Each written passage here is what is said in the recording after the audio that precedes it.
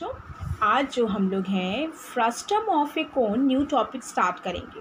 Okay, frustum of a कोन में तो ये वाला थोड़ा सा डायग्राम नहीं, ये वाला तो डायग्राम अभी हम काट रहे हैं। तो now the next heading is frustum of a cone. इसको आपके सामने बना रहे, देखिए कैसे बनता है। एक आपने कोन बनाया, राइट, ये कोन बनाया आपने। फ्रस्टम क्या होता है उसके बारे में समझ लीजिए कि एक हमने यहाँ पे उसको कट करना है, पैरेलल कट किया गया है, हमारा पैरेलल कट किया गया है। ठीक है, ये देखिए पैरेलल एक हमने रेक्टेंगुलर स्लैब से इसको पैरेलल कट किया गया है, बेस से एक हमने स्लाइस कट किया गया। Then we will draw the diagram like that. Cut होने के बाद ये कुछ इस तरीके का बन जाएगा डायग्राम।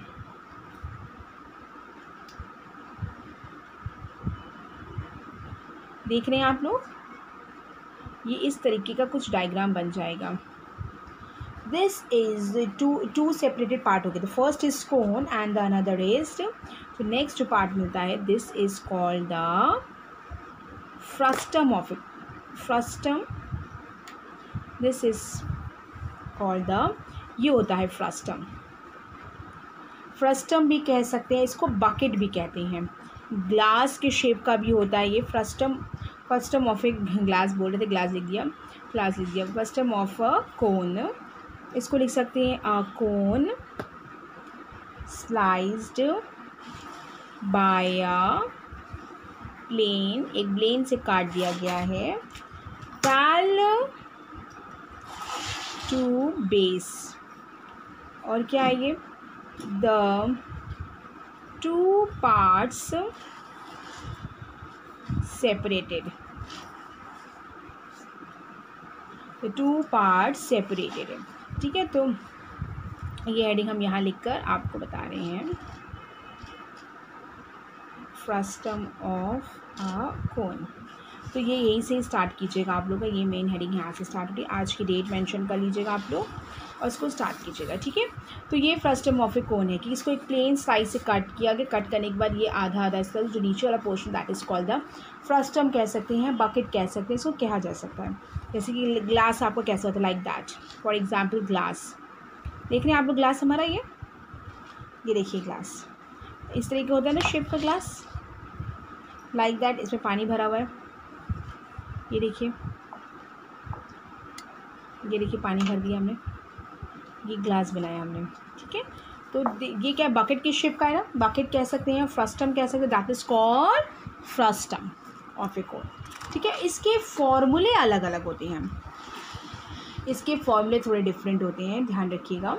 इसके फॉर्मूले हैं, हम लोग इसको एक मेथड से भी निकाल सकते हैं और फॉर्मूले से भी निकाल सकते हैं। तो फॉर्मूले में देखिए, इसकी हम पहले बात कर रहे हैं, जैसे कि curved surface area, curved surface area of the frustum of the cone is equals to pi r1 plus r2 into L, pi r1 plus r2 into L, where L is equals to square root of h square plus r1 minus r2 का whole square. ठीक है, h square plus r1 minus r2 का whole square. ये हो गया curve surface area का formula. ठीक है, पहला फॉर्मूला था कर्व सरफेस एरिया। अब ये पूछ रहे आप r1 क्या है, r2 क्या है, L क्या है। देखिए L तो ये स्लैंट हाइट है, दिस इज कॉल्ड L। ठीक है, H ये बीच वाला है H। ठीक है, ये H जो है बीच वाला है ये H। ठीक, हमें ग्लास के एग्जाम्पल लिए तो ग्लास में दिखा दे रहा आपको, ये H हो गया। अब इसके बाद R1 R2 की बातें हो रही हैं, दो रेडियस की बातें हो रही हैं। तो देखिए जब R1 हमने इसको लिया गया है, R2 इसको लिया गया, अगर आप R1 इसको R2 इसको ले रहे हैं, R1 इसको ले रहे हैं, तब आप लोग R2 माइनस R1 लिख सकते हैं, या इसका होल स्क्वायर है, दैट मीन्स कोई प्रॉब्लम नहीं आएगी। इसमें R1 is greater than R2 है, आपको दिख जाए कि ऊपर वाले बड़े वाले का R1 है, छोटे वाले का R2 है। इसमें बच्चे ज़्यादातर कैपिटल R स्मॉल r भी यूज़ कर सकते हैं। ठीक है, ये कर्व सरफेस एरिया हो गया। नाउ द नेक्स्ट इज, इसी में ही फॉर्मूला बताएंगे, total surface area of the frustum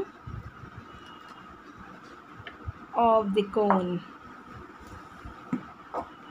cone is equals, total की बात हो रही है, क्या आएगी, pi L R1 plus R2 plus pi R1 square plus pi R2 का स्क्वायर, ठीक है। और L की वैल्यू हमने बताई दी, L ये होता है, L हम बता चुके हैं।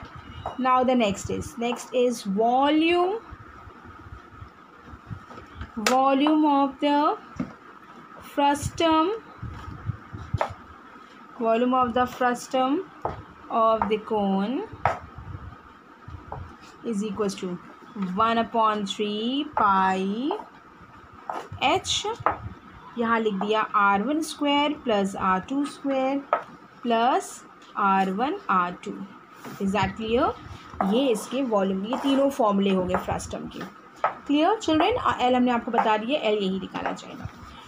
वॉल्यूम के फॉर्मूले में देखो, मतलब 1/3 पाई R स्क्वायर एच होता है ना, 1/3 पाई एच लिख दिया और R स्क्वायर की जगह क्या लिख दिया, R1 square plus R2 square plus R1 R2। Okay, now children ये हमारा कंप्लीट होता है। अब हम लोग एक्सरसाइज, ये फॉर्मूला हमारे हो गए हैं, एक्सरसाइज 13.4 में आते हैं। क्वेश्चन नंबर 1 डिस्कस करते हैं हम आपके साथ। आ ड्रिंकिंग ग्लास है जिस इन द शेप ऑफ, किस शेप का है, फ्रस्टम की शेप का है, of the cone of the height is 14 centimetre, the diameter of it circular ends is 4 and 2 centimetre. Find the capacity of the glass. Capacity means हुआ आपका volume find out करना। Okay, देखिए एक हमने बना लिया इस तरीके से, ग्लास बोला गया है ना, तो ड्रिंकिंग ग्लास है, तो ग्लास जैसे शेप का होता है ना, ऐसे होता है, ठीक। यहाँ का कुछ डायमीटर है, यहाँ का कुछ डायमीटर, रेडियस दिया गया, हमने डायमीटर दिया गया पूरा फुल, डायमीटर इज़ एक दिया गया 4 सेंटीमीटर, यानी रेडियस कितनी होगी 2 सेंटीमीटर। फिर ये डायमीटर है पूरा का पूरा, ये डायमीटर आपको दिया गया है 2 सेंटीमीटर, यानी रेडियस हो गई 1 सेंटीमीटर। जो इसका हाइट हो गया है, h is equals to 14 centimetre. Is that clear? Volume निकालना है, तो वॉल्यूम निकालना इज इक्वल्स टू क्या हो गया, या कैपेसिटी बोल सकते हैं, capacity of the glass is equals to, आप लिख सकते हैं R1 is equals to 2 centimetre, R2 is equals to 1 centimetre, h is equals to 14 centimetre. तो वॉल्यूम का फॉर्मूला हो गया बेटा 1/3 pi H R1 square plus R2 square plus R1 R2। 1/3 pi H, मतलब पाई की वैल्यू आपने 22/7 लिख दी है, h is 14, R1 is 2 square plus 1 square plus 2 into 1, ठीक है। ये कटेगा नहीं, सॉरी, 3 से नहीं, 7 7 7 2 14, दैट मीन्स 44/3। क्लियर?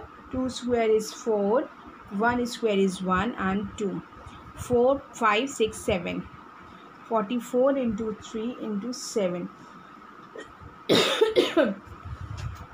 इनको मल्टीप्लाई करके सॉल्व करेंगे तो ये आएगा 308/3। दैट मीन्स इसको अगर मिक्स्ड में निकालेंगे 1022/3 centimetre cube. This is your answer.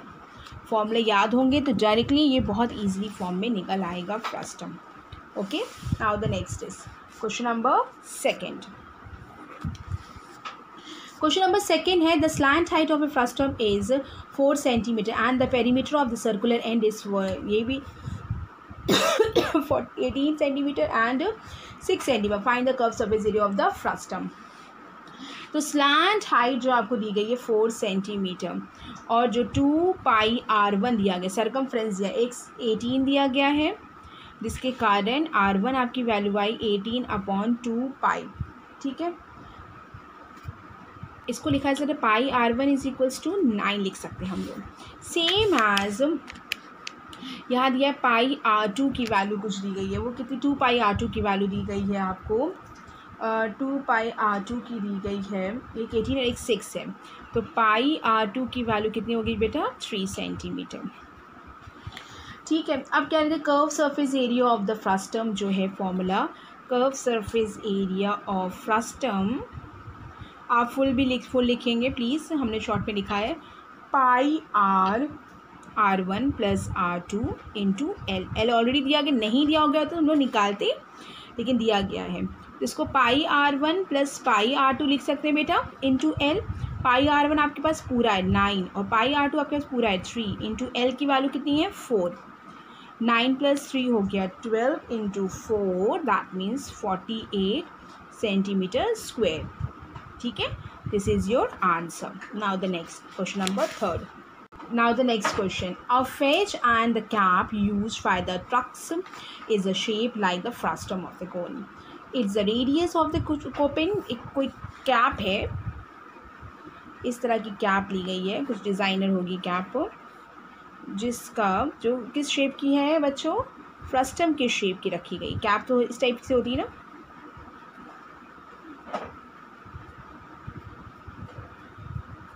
कुछ इस तरह से कैप होती है।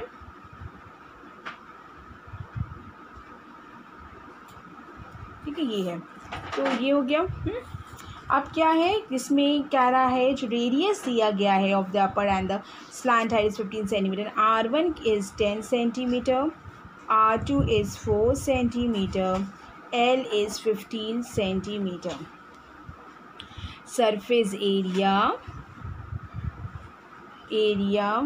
Is equals to pi R1 plus R2 L plus pi R2 का स्क्वायर।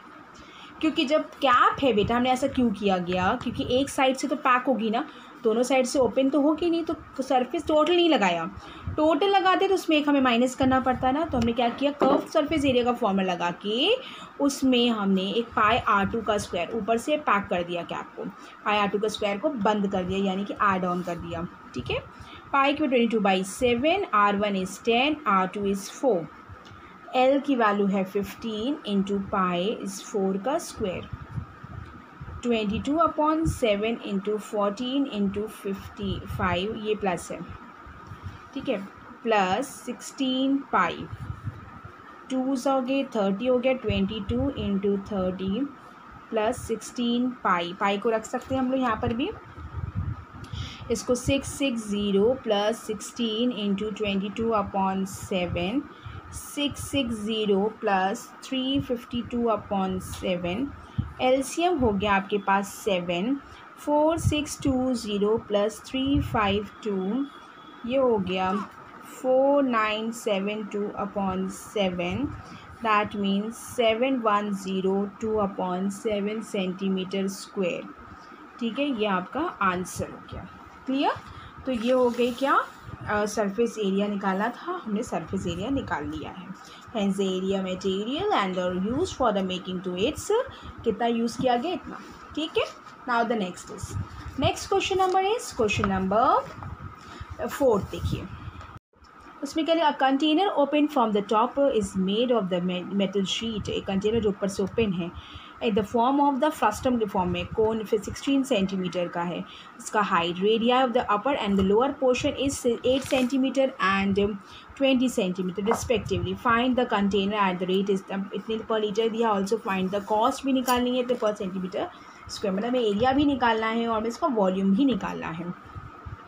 क्लियर, तो इसमें भी वही चीज़ करेंगे बेटा, पहले तुम डायग्राम बना दें आपको दिखाने के लिए कि वो ऊपर से क्या कह रहा है, ऊपर से ओपन है, ऑब्वियसली कुछ भी हो तो ऊपर से ओपन है या नीचे से वो पैक्ड है। ठीक है, ऊपर से ओपन है, तो इसका हाइट है बच्चा, एच की जो वैल्यू है वो 16 सेंटीमीटर है। एक R1 हुआ, R1 बड़े वाले को लेते हैं हम लोग हमेशा, R1 इज़ 20 सेंटीमीटर, R2 जो आपके पास है वो 8 सेंटीमीटर है। ठीक है, पहले तो वॉल्यूम की हम बात करते हैं। देखिए वॉल्यूम of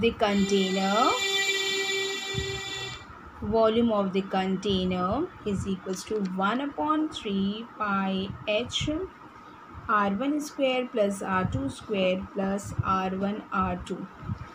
ठीक है। 1/3 पाई की वैल्यू उन्होंने बोला 3.14 लेने के लिए, और h इसमें 16 दिया गया है। r1 इज़ 20 का स्क्वायर प्लस 18 का स्क्वायर प्लस 20 इंटू 18। ठीक है।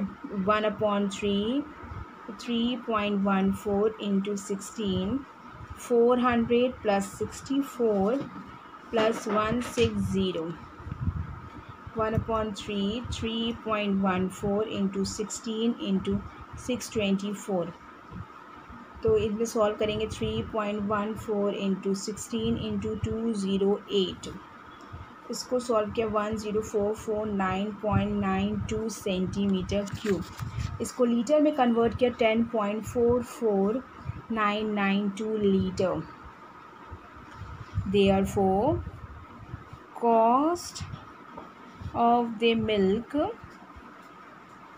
is equals to 10.44992 into 20. That means 208.9984. That means rupees 209. एक आंसर ये आ गया। दूसरा, सरफेस एरिया की बात हो रही है। सरफेस एरिया के लिए हम लोग देखिए फॉर्मूला लगाएंगे, पाई r1 plus r2 into L की जगह हमने फॉर्मूला लगा दिया, r1 square h square plus r1 minus r2 का होल स्क्वायर, और प्लस पाई एक तरफ से क्लोज है ये, पाई r2 का स्क्वायर। पाई की वैल्यू होगी 3.14, r1 की वैल्यू होगी 20 प्लस 8, और स्क्वायर रूट ऑफ h की वैल्यू हो गई 16 का स्क्वायर प्लस 20 माइनस 8 का होल स्क्वायर, और प्लस 3.14 इंटू 8 का square. 3.14 into 28 into square root 256 plus ये होगा 12 का स्क्वायर 144 प्लस 3.14 इंटू 64। इसको करेंगे तो 1758.4 इंटू 2 प्लस तो पूरा सॉल्व करके ये हमने इसको लिख दिया डायरेक्ट, क्योंकि ये आ जाएगा, इसको सॉल्व करेंगे 400 और 420 का स्क्वायर होता है। ठीक है, तो इसको करेंगे प्लस 200, एक सेकेंड एक स्टेप लिख देते हैं, 8.4 प्लस 200.06, इसकी वैल्यू हो गई 1959.36 सेंटीमीटर स्क्वायर। ठीक है, आप इसको मल्टीप्लाई करके सब सॉल्व करके देख सकते हैं। आप यहाँ लिखना चाहिए, लिख सकते हैं 3.14 इंटू 28 इंटू 20, और प्लस यहाँ पे देख सकते हैं 200.96। इसके बाद एरिया, देयरफॉर एरिया जो हो गया 1959.36 सेंटीमीटर स्क्वायर। देयरफॉर कॉस्ट जो है वो 1959.36 इंटू 8/100 इज इक्वल टू 156.7488, यानी कि रुपीज़ 156.75। ठीक है, तो ये इसका आंसर हो गया। एक आंसर ये मिल गया, एक आंसर आपको ये मिल गया। Clear children? तो ये एरिया पे निकाल दिया हमने, और एक उसको हमने फोर्थ क्वेश्चन भी हमारा कंप्लीट वॉल्यूम से निकला गया कॉस्ट। ठीक, now the next question, the last question of this exercise. A metallic right circular cone of 20 centimetre है हाई एंड वर्टिकल एंगल की बात कर रहा है। आपकी बात कोई कोन की बात हो रही है यहाँ पे, एक हमें कोन बनाना पड़ेगा। ठीक है, ये देखिए कोन बनाया है जिसका जो वर्टिकल एंगल है वो 60 डिग्री है। फिर इसको कट किया गया 2 इक्वल पार्ट्स में, 2 पार्ट्स में of the middle of the height के एकदम जस्ट मिडल में काट दिया इसको। ऑफ द प्लेन, किसी प्लेन से कट कर दिया गया है। The frustum is obtained be drawn into the wire of the diameter is 1/16 centimetre. देखिए टोटल हाइट अगर 20 सेंटीमीटर है तो यहाँ पे इसके जस्ट हाफ में कट किया गया, यानी this is 10 centimetre, this is 10 centimetre. ठीक है, 10 से इंटू 10 सेंटीमीटर। दिस इज, बड़ी वाली को हम लोग हमेशा R1 लेते हैं, छोटी वाली को R2 ले लिया हमने। क्लियर। फिर उसके बाद tan 30 degree is equals to R2 upon 100। tan 30 is equals to R2 upon 100। 30 कैसे किया, इसको 20 से कट कर दिया हमने। ठीक है, tan 30 is equals to R2 upon 100। ठीक है, R2 अपॉन 100 ले लिया हमने। और डायमीटर क्यों कह रहा है, इसकी क्या है कि 1/16 पार्ट है। ठीक, नहीं R2 अपॉन 100 कह रहे, सॉरी R2 अपॉन 10। 10 दिया गया ना, तो ये इस ट्राइंगल की अगर हम बात करें, इसे लिख देते AOB लिख दिया, ये O डैश कर दिया, ये C कर दिया, इन ट्राइंगल AOB। tan 60 30 हो गया बेटा। tan 60 is perpendicular upon base, perpendicular is R2 and the base is 10। ठीक है, तो ये हो गया R2 अपॉन 10। तो tan 30 की वैल्यू थी 1/√3 is equals to R2 upon 10। तो R2 की वैल्यू हो गई बेटा 10, R2 वैल्यू 10 अपॉन √3 सेंटीमीटर, यानी कि ये हो गया ये इतने centimetre. tan 30 degree is equal, again हमने tan 30 लिखा, अगेन ट्राइंगल हमने चेंज कर दिया, in triangle AO'C tan 30 degree is equal to R1 upon 20, R1 upon 20, यानी R1 की जो इसकी value 1/√3, again we will write R1 upon 20, यानी R1 की वैल्यू होगी 20/√3 सेंटीमीटर। अब देखिए वॉल्यूम क्या आएगा, हाइट हमको पता है, ठीक है ना। Volume is equals to 1/3 pi H R1 square plus R2 square plus R1 R2।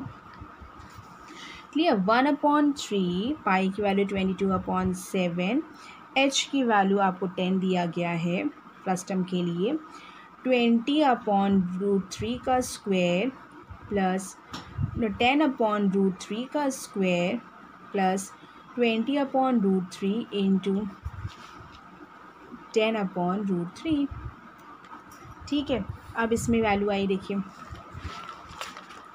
क्या किया हमने, इसको लिखा 1/3 इंटू 22/7 इंटू 10, ये एज इट इज़ रहने दिया। अब इसको देखिए 400/3 हो गया, प्लस 100/3 हो गया, प्लस 200/3 हो गया, तो 4 5 6 7, तो 700/3 हो गया। ये 1/3 इंटू 22/7 इंटू 10 इंटू 700/3। ठीक है, ये 7 7 कट गया, अब ये आएगा 22,000 डिवाइडेड बाय 9 सेंटीमीटर क्यूब। ठीक है, ये इतनी वैल्यू आ गई इसकी। अब इसके बाद क्या है हमारे पास, डायमीटर ऑफ द जो वायर है वो क्या है 1/16 सेंटीमीटर है। रेडियस ऑफ द वायर आपको निकालनी है, जो रेडियस ऑफ द वायर है वो उसका आधा हो जाएगा डायमीटर, क्योंकि डायमीटर ऑफ द वायर, इसमें ये साथ में ये बोल रहा है कटने के बाद इफ़ द फ्रस्टम जो ऑब्टेन हुआ उसमें क्या है into the wire is the diameter, उसको एक डायमीटर के फॉर्म में किया गया है, मतलब एक वायर की डायमीटर की इक्वल है, यानी कि उसकी जो डायमीटर, इसका जो फ्रस्टम का वॉल्यूम था वो हम लोग वॉल्यूम ऑफ वायर की इक्वल कर दें। Diameter of wire is equals to 1/16 centimetre, यानी रेडियस कितनी हो गई 1/32 सेंटीमीटर्स की हाफ। ठीक है, तो फिर वॉल्यूम क्या हो जाएगा, वॉल्यूम ऑफ